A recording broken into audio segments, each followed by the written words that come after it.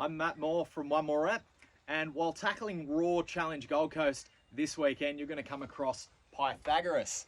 And these inverted walls can be a little bit tricky to get over if you don't know the knack, so I'm here to break it down for you today so that you can crush it on race day. How you scale Pythagoras is going to be different depending on how fit you are, how strong you are, how much mobility you've got, and how much upper body pulling strength you have. So what I'm going to do is I'm going to start out with the easiest way, or what I think is probably the easiest way to get over this obstacle if you don't have the upper body strength to pull yourself over, and then we'll progressively get harder and a little bit more flamboyant as we go. So how I would usually start people getting over this obstacle, if you don't quite have the pulling strength to get yourself up, is we're going to start from a dead hang position.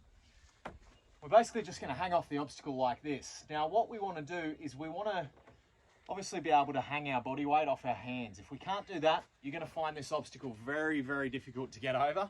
So we need to be able to at least have that grip strength to hold yourself in that position, because what we want to do is we want to shoot our leg up and try and hook our ankle over this wall. And that way our legs can do the work in pulling our body weight over. So we want to come into this hanging position. What we're then going to do is we're going to use a little bit of momentum and our core to try and get our legs up there. So what I like to do is I like to have a little step, and I like to drive that inside knee up the wall. And this is sort of like the same thing that we're doing when we jump. So we're driving that inside knee up the wall to create a little bit of momentum, and then we're going to shoot that outside leg and try and grab the hook. So it looks like this. So it's a 1-2. 1-2. Now, if you can pull yourself up a little bit, you're going to get that ankle just that little bit closer, but you don't need to do that. You can just stay at that hang position. 1-2. And where I see people get this wrong quite often is when they go to shoot their legs up, they keep their chest facing this way. And what you want to do is you want to lean back. So you want to point your chest up at the sky, because that means you're going to need a lot less hip mobility to get that leg up. So if we try to stay here and shoot the leg up, we're not going to be able to get that reach. So what we want to do is we really want to drive through, lean our chest towards the sky, and shoot that heel for there. So 1-2. Now once we've got that hook position, we can go through the next set of steps to get over.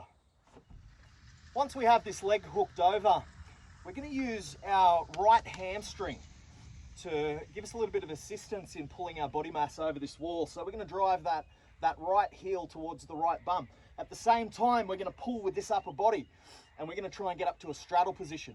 So it takes a second or two of max effort to get yourself up there, and it looks like this. Now once you're up there, you just straddle the wall. You're pretty safe here. When you're going to dismount, both hands on the obstacle, face the obstacle as you come down, slide down the other side, and you've conquered Pythagoras. If you've got a little bit more upper body strength, you're probably going to be able to jump yourself up and get your sort of armpits hanging over the wall. And once you're up in that position, it can be a little bit easier to grab that hook. So what we want to do, we want to jump up into that position, get those legs up there. We're then going to grab this hook, and now it's exactly the same as we did before. We're going to use that hamstring to pull us over the wall and then control it down. The next method is going to require a lot more upper body strength. It's what you see the elites using. It's what you see the CrossFitters using. And basically we're going to try and hit a muscle up. Now whether you do that perfectly even or you sort of chicken wing one side, the effect's the same. But basically what you're going to do is you're going to jump, you're going to max effort, try and force that from a pull up into a dip, and then it's pretty easy to get over after that. So it looks like this. Once you're in that dip position, throw the leg over, straddle the wall, control yourself down. If you're really confident in your own ability, you're fairly agile, you're fairly mobile, and you want to go over Pythagoras with a little bit of flair, we can do a little bit of a reverse flip over. Now, it is difficult. It is going to be probably slippery on the day. This is quite a muddy course, so only do this if you're very confident in your grip strength. But what we're going to do is we're going to throw ourselves backwards over this wall, And similar to how we were flicking our leg up before, it's sort of the same motion, but we're going to try and flick our legs all the way over. So we're going to get a really firm hold.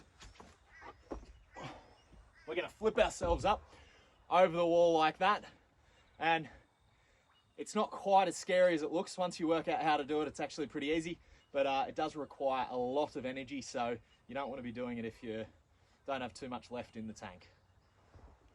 So that's my 4 different ways to conquer Pythagoras or any inverted wall. And let me know down below if you have managed to get this obstacle. Let me know if this event is the first one where you plan to get this obstacle, and let me know what tutorials you'd like to see next.